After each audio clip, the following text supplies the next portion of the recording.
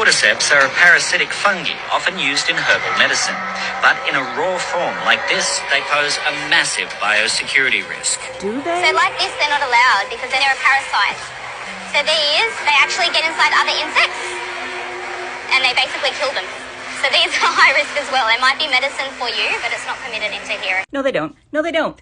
Cordyceps sinensis does not get into other insects and kill them. How can you be so sure? Have you seen The Last of Us? Yeah, I've seen it. Yeah, I've seen it. The internet did a whole AI tour of how I am patient zero after growing another species of cordyceps. Cordyceps sinensis grows on the ghost moth.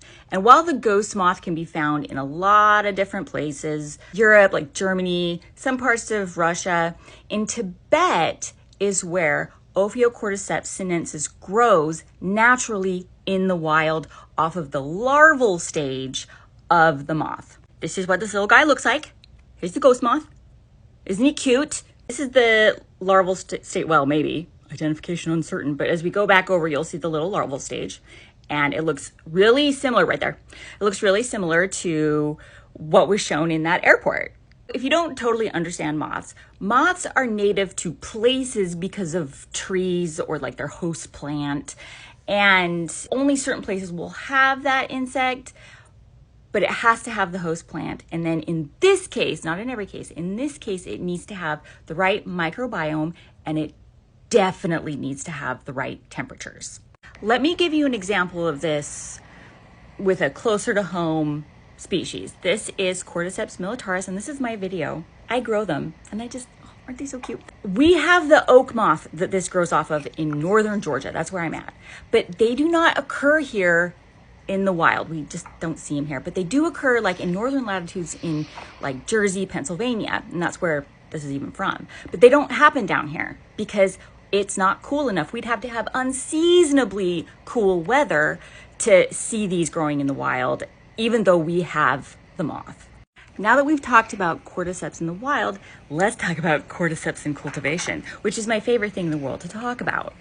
Cordyceps in cultivation, Cordyceps militaris in this case, we can grow them in cultivation way better than they can grow out there. And the reason why is we are standing on the shoulders of giants, including William Padilla, terrestrial fungi, Appalachian gold. These guys go out into the wild in Jersey and Pennsylvania, and they find fresh specimen, and they take the ascospores and they pair them together, and they make the growers like me liquid culture that's fresh, because this undergoes a lot of senescence. So it's fresh, it's just this wonderful service that they are providing. And if you want to grow cordyceps, you should buy from those guys.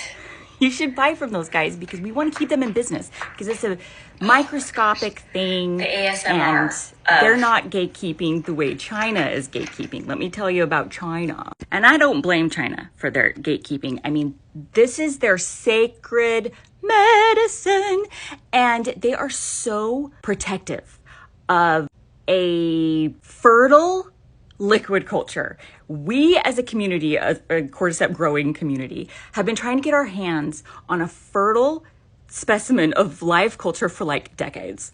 And when we can't get it, and honestly, we probably shouldn't. You know, it's theirs. It grows there, you know, but I am confident if it ever did get in the hands of anybody who could grow it here, we could grow it. We could give it what it wanted in the microbiome. I mean, that's what we do with Cordyceps militaris. We put zinc in there. We put kelp, algae, whatever it could possibly want, we give it to it, and we grow it so well. If you're interested in further science of what I'm talking about, the only stuff that we have access to in terms of liquid culture with Cordyceps sinensis is the anamorph imperfect stage. Plenty of people have that, and we can grow the mycelium, and there might be some value in that, even though I think that the substrate would be full of bacteria, even if it is, you know, sterilized. But this is what wood fruit, and we just don't have that. So it's anamorph versus teleomorph. I'm totally into making sure that live insects, livestock, you know, anything, seeds that are potentially invasive in another area. I am totally into that. But as is just on brand for all of the plant and animal stuff, it just kind of creeps its way into fungus, and it doesn't apply here. So I'm totally into doing what you want to do to protect your country, but it isn't right when it comes to entomopathogenic fungi.